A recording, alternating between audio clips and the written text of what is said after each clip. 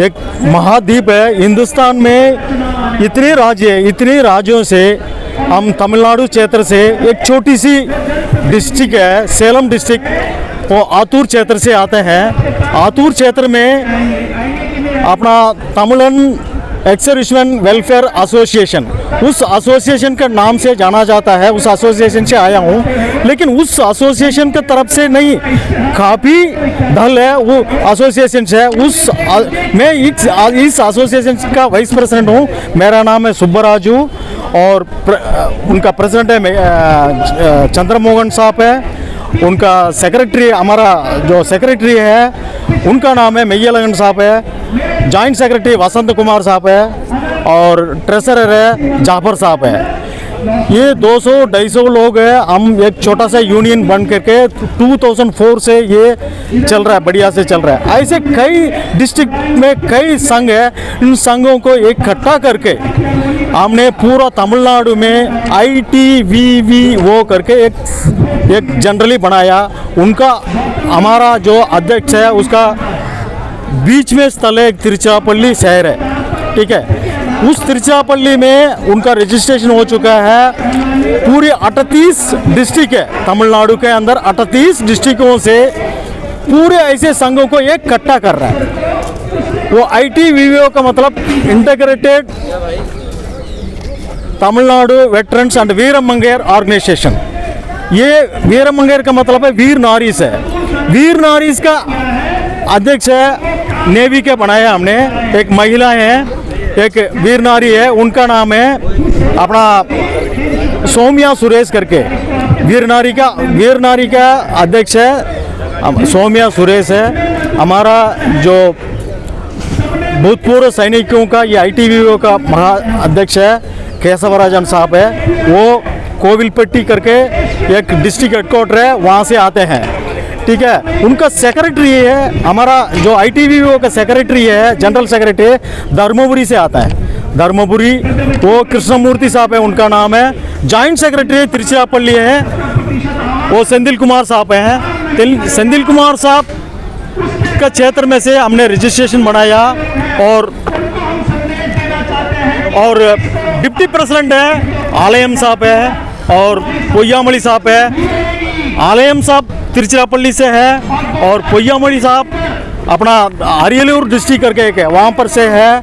और उसके अलावा और एक हम लोग जो वाइस प्रेसिडेंट 3 लोग हैं, वो वेल्लूर डिस्ट्रिक्ट में बहुत घने लोग एक्स-सर्विसमैन रहते हैं, वहाँ पर एक शिव कुमार साहब है। उनको भी हमने पूरे तमिलनाडु में इकट्ठा करके एक साथ हमने गठबंधन बैठ करके एक सभी पूरा तमिलनाडु में करीब 2.25 lakh ex servicemen and their families widows Veer Naris रहते हैं। ये सब एक इकट्ठे होने वाला है ये ITVVO का तरफ से। और मैं आतूर से आता हूँ। ऐसे कई यूनियंस है हर स्टेट के अंदर, हर डिस्ट्रिक्ट में जितना भी है पूरा इकट्ठे होकर के हम नारा लगाए हैं। पिछले महीना भी तिरुचिरापल्ली में लगभग 3,000 लोग इकट्ठे होकर के इधर का राइल रोक आंदोलन में वहीं पर भाग ले जाते हैं। हम लोग पैदल चल करके कलेक्टर ऑफिस में हमने अपना इस धरना को हमने साथ दे करके हमने आवाज़ उठाया वहाँ पर तिरुचिरापल्ली शहर के अंदर। ऐसे है हिंदुस्तान में OROP के अंदर अभी 353 दिन हो गया है। इस 353 दिनों से 300 मीटर भी नहीं है, यहाँ संसद बगल में है। अभी हमारा सरकार सुनते नहीं इन चीज़ों को। अभी तक कोई आकर के भाई आप लोग को तकलीफ किया है क्या, किसके लिए इधर रोज़ आकर के ठंड में दिन सुबह से लेकर शाम तक रह रहे हो, किस कारण से आप लोग कोई पूछा नहीं। कोई भी दल विपक्ष भी नहीं पूछा, जो रूलिंग पार्टी वो भी नहीं पूछे। सर मेरे कहने का मतलब ये है जंतर मंतर में जो धरना प्रदर्शन चल रहा है, सरकार है कि आप लोगों की मांगे सुन नहीं रही, आप अपने उचित मांग पे नहीं है क्या? सर हमारा राइट है। एक देखिए साहब, जो OROP में जितना राशि देना था सेंट्रल गवर्नमेंट ने रिलीज़ दिया है, लेकिन जो बैठक बैठाया, जो अधिकारीगण को बैठा करके वो लोग 85% राशि को ले गया। चाहे 85% लोग हम लोग हैं, वो लोग 15% लोग हैं ऑफिसर्स गण, वो लोग पूरा ले लिया, लेकिन हमारा पैसा जेब से पूरा छिना गया है। इसलिए हम लोग जम्मू से लेके केरला तक हम पूरा एक यूनियन होकर के पूरा, ना कि तमिलनाडु और हिंदुस्तान में जम्मू कश्मीर से लेके केरल तक पूरे इकट्ठे होंगे। यहाँ वेस्ट बंगाल से लेके नॉर्थ ईस्ट से लेकर के गुजरात तक पूरे इकट्ठे होकर के पूरा दिल्ली भरेंगे। पूरा दिल्ली भर के हमने अभी जो चुनाव आने वाला है, इस चुनाव में हम हमारा चीज़ दिखाएंगे इनको। जब तक वोट में चोट नहीं पहुंचाएंगे तब तक ये लोग सुनेंगे नहीं। इसलिए हमने ये निर्णय लिया है, ये ओआरओपी में इतना भाईबंदी किया है। और जो डिसेबिलिटी पेंशन ने क्या अभी राष्ट्रपति हाल के दिनों में बोला है आप लोगों को 1000 करोड़ रुपया दे दिया गया है, तो पैसा आखिर गया कहाँ? सर यही तो मैं बोला ना, जो राशि है पूरा ऑफिसर्स लोग हैं, वो लोग बैठक में वो लोग ले गया। हमारा मांग ये है 3 न्यायालय का रिटायर्ड जजेस बैठा करके आने वाला 8वां वेतन में आप कीजिए।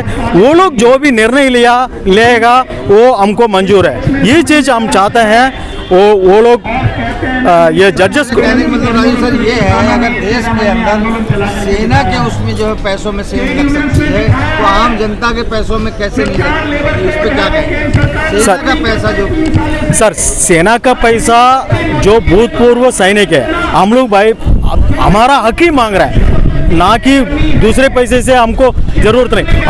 हमारा पेट की क्यों लात मारा?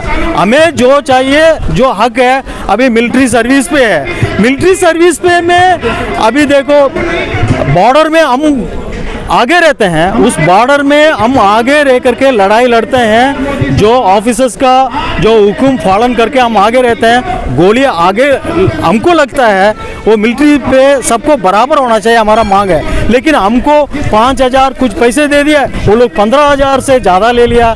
ये कहाँ इनका इतना डिफरेंस? इसलिए हमको बहुत दुख लगता है, इसलिए हमने न्यायालय को मांग रहे हैं। अभी भाई साहब सुनिए, एक बात सुनिए, जो फौज में एक कच्चर को भी भर्ती कराते हैं, एक गधे को भी भर्ती कराते हैं, एक घोड़े और कुत्ते को भी भर्ती कराते हैं।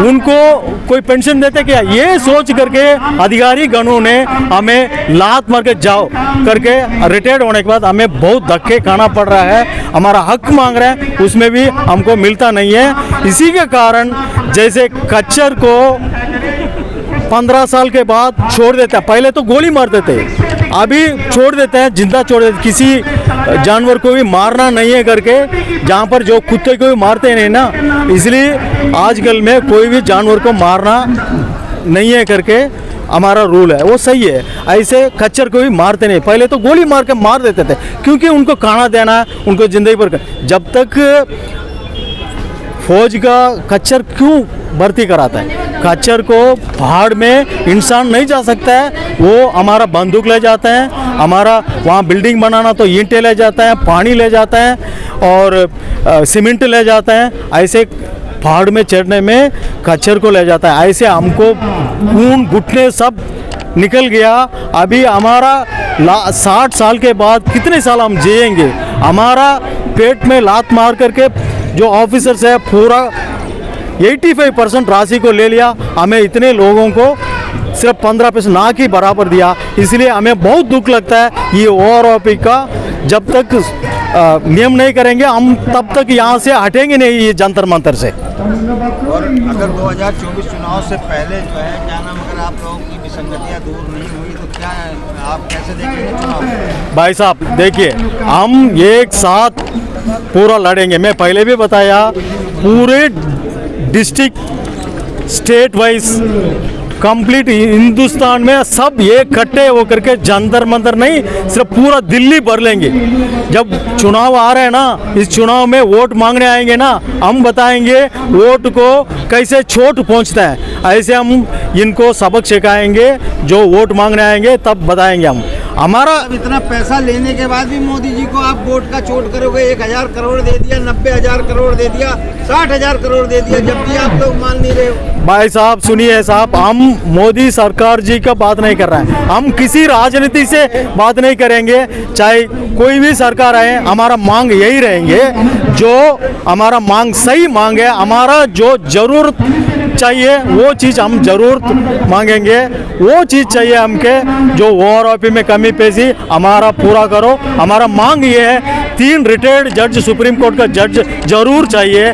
इसी के कारण हम जैसे अभी तमिलनाडु में एक छोटा सा क्षेत्र से मैं आया हूँ, लेकिन ITVVO करके एक सेंट्रलाइज बनाया और उसमें वीर नारी भी हम इकट्ठे होंगे, ठीक है, पूरा महिला भी यहाँ भरेंगे।